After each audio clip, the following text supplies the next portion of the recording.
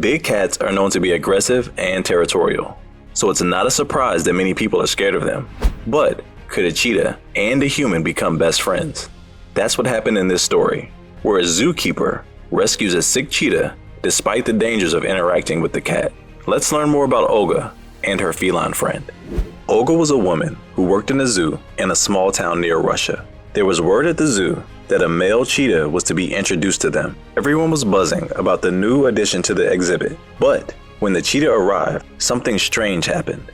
Instead of searching and adventuring around his new surroundings, he immediately laid down on its stomach. Throughout the night, the cheetah stayed completely still, which was very concerning. The next morning, they tried to offer him breakfast, and he still wouldn't move.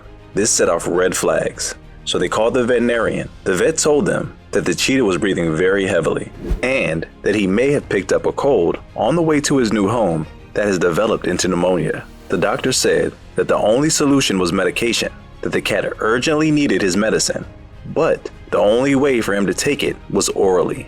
And if he wasn't eating or drinking, there was nothing they could do but keep pushing. So they tried every day to feed the cheetah, but he was not interested. As expected, he continued to get sicker and sicker and lost all of his strength. He would only attempt to stand and then fall over. They didn't know what to do and were very scared for the cheetah. Every day, he would get closer to dying and they didn't know how they could save him. Because it was dangerous to be in contact with the big cat, they didn't know what to do. This is where Olga comes in. She proposed the idea of hand feeding the cheetah, but this plan was dismissed because of the dangers involved. Animals are very unpredictable, and any wrong move could put her in serious trouble. But Olga saw no other option and was worried that this was her last chance. She had a plan. She slowly approached the pen and walked close to the cheetah. The cheetah just bared his teeth as if to tell her to go away. She persisted and tried to hand feed the cat the meat, but he still would not take it. He just continued to snarl.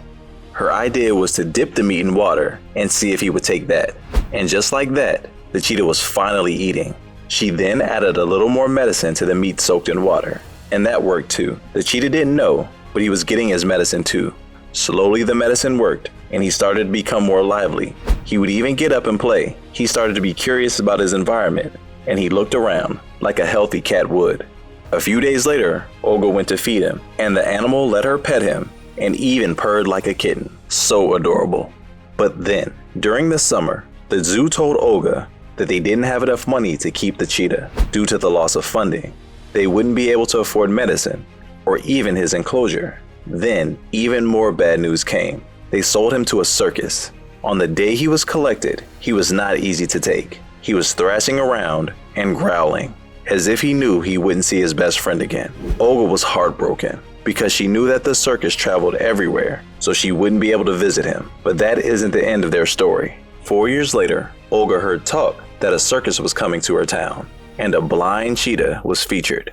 Part of her was hoping it wasn't him, because she was hoping he wasn't blinded. But it turns out that this was the same cat, and he had lost his sight due to illness. Olga's instincts told her she had to go see this cat. When she got to the circus, she saw the cheetah, and it ignored her at first and continued eating. But when she began to talk, the cheetah meowed at Olga and approached her, nudging her legs and purring. He was so happy to see his best friend again. After 4 years, he remembered his old zoo friend. This story is a reminder of how kindness can go a long way. After all those years, the kitty still recalled her voice and knew it was her. Despite his blindness, he was still able to recognize her. What an amazing story. This story reminds us that our kindness and grace can mean the world to someone. We as humans have the capability to do what's in our power to save a life. This cheetah was knocking on death's door, and this woman came to his mercy. Despite the dangers, she prevailed by feeding the cheetah. We have been taught to stay away from these animals because they can be unpredictable and dangerous. But it was absolutely necessary for this cat to live. If the cheetah didn't eat, he couldn't get his medicine, which would result in him becoming very sick. Thanks to Olga, he's still alive. Even though he battles illness, he is still alive to show us kindness matters. It is amazing that they are able to reunite again. You can develop a very strong bond with an animal, and the fact that they had been apart was tragic. But luckily, fate had them meet yet again. Would you have the guts to hand feed the cheetah? Leave a comment to let us know what you think about this story. We are often told to stay away from these animals, but by going against those instincts, she saved a life. Do you ever feel like you're being held in captivity, that you're stuck to the conformations of life and cannot escape this vicious cycle? Well, Glennon Doyle feels the same way, and she wrote about it in her book, Untamed. This book explains to the readers how society can hold you captive. The cheetah in Doyle's story presents how society has limited humans' primal instincts.